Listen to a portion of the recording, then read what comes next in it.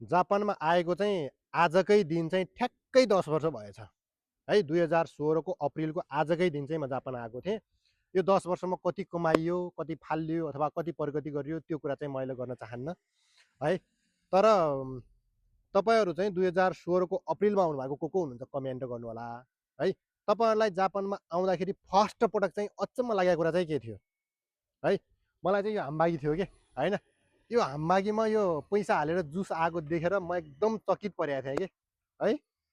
त्यति बेला हामीले म्याच खान्थ्यौँ, त्यो म्याच 100 रुपियाँमा पाउँथ्यो, 100 रुपियाँमा आउँथ्यो त्यो म्याच ओकिनावामा।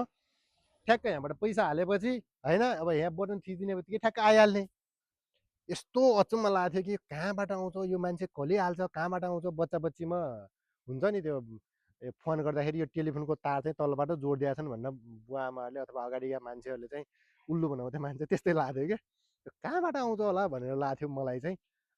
तपाईँहरू चाहिँ 2016मा आउनुभएको को हुनुहुन्छ कमेन्ट गर्नु होला। तपाईँहरूलाई पनि के त्यस्तो अचम्म चाहिँ सबभन्दा के लागेको थियो है, त्यो चाहिँ यसो सेयर गर्नु होला है त।